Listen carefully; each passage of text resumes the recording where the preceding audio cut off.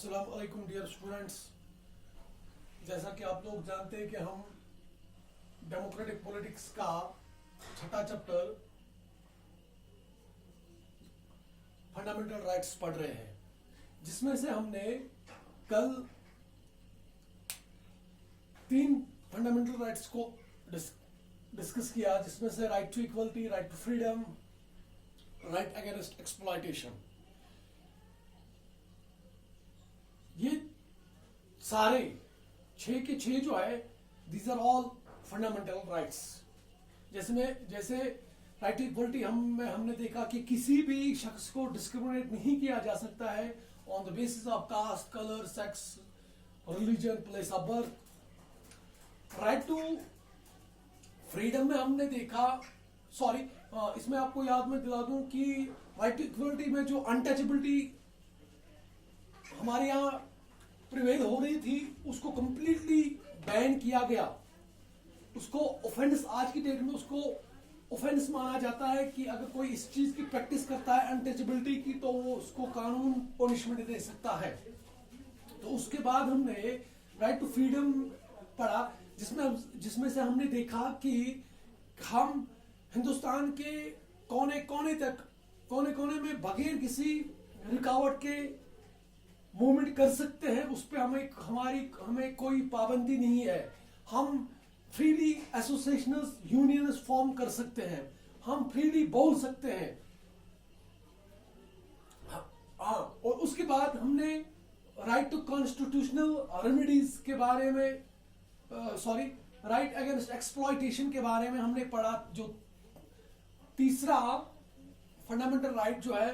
तो उसमें हमने देखा कि कैसे बेकार और फोर्स्ड लेबर को बैन किया गया है इस फंडामेंटल राइट के तहत। कैसे जो भी 14 इयर्स से कम वाली उम्र के बच्चे जो है, उनको बैन की गई है किसी भी खतरनाक जगह पे काम करने के लिए, जैसे फैक्ट्रीज में, माइंस में। तो आज हम पढ़ने जा रहे हैं इसी का चौथा right to freedom of religion. This right provides religious freedom to all the citizens of India। इस राइट के तहत हर एक इंसान को छूट दी जाती है। फ्रीडम किसके? मजहब के नाम पे इंसान को छूट, हर एक सिटीजन को छूट मिली हुई है। इस राइट के तहत, या according to constitution of India, all religions are equal before the state. आइन हिंद के तहत हर कोई मजहब बराबर का है, क्यों? कोई मजहब सुपीरियर नहीं है, कोई मजहब इंफीरियर नहीं है। और स्टेट इस मामले में कोई अपनी राय नहीं दे सकता है, कि ना किसी को रोक सकता है, ना किसी को ज्यादा प्रेफरेंस दे सकता है कि आप इसको अडॉप्ट करो, इसको प्रोपागेट करो, इस मजहब को आप प्रोपागेट करो। जैसे इसके मतलब मैं आपको बता दूं कि अगर इंडियन कॉन्स्टिट्यूशन का प्रिम्बल देखा जाए, तो उसमें क्लियरली बताया गया कि India is a secular state. Secular means where there is no restriction on the name of religion. तो according to this fundamental rights, मजहब के नाम पे यहाँ पे किसी चीज का भेदभाव नहीं है। वो किसी भी मजहब, इंसान चाहे किसी भी मजहब से हो, उसको इसके नाम पे नहीं सताया जा सकता है। तो पांचवा जो है, that is the cultural and educational rights.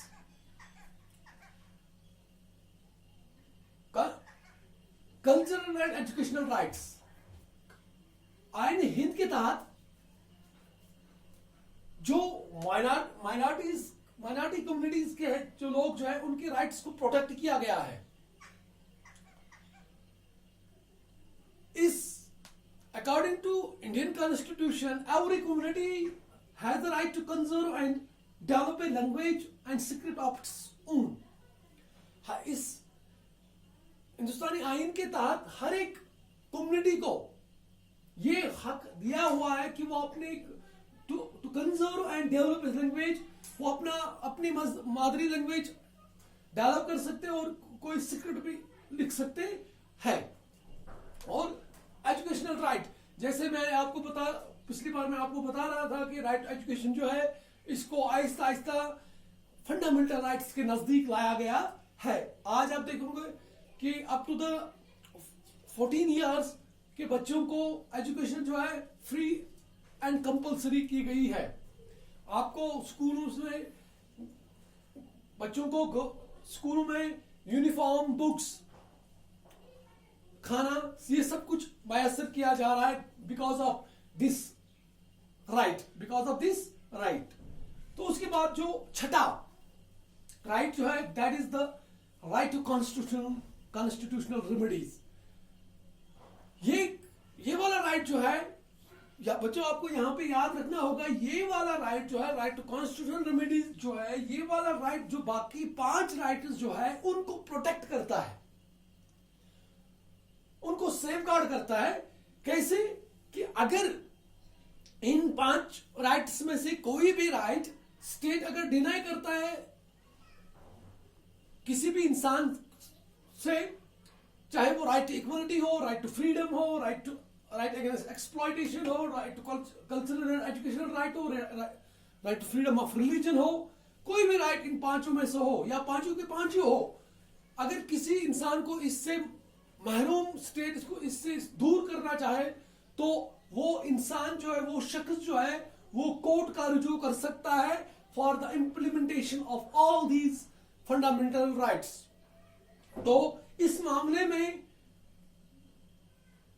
Courts जो है ये फंडामेंटल राइट्स को कंजर्व करता है, सेफगार्ड करता है। तो इस मामले में वो क्या कोर्ट क्या करता है, वो अलग अलग रिट्स इशू करता है कि आप इस मतलब फॉर एग्जांपल अगर किसी राइट टू इक्वलिटी किसी का वायलेट किया गया हो किसी शख्स, तो वो कोर्ट में जा सकता है, वो एक रिट वहां से इशू करवा सकता है against that very much authority. तो वो इस चीज से उसको अपना वो हक मिल सकता है। तो these were all the 6 fundamental rights which have been guaranteed by the Indian constitution. तो आज के लिए इतना ही, कल हम इस चैप्टर को और आगे लेके चलेंगे। तब तक के लिए खुदा हाफिज।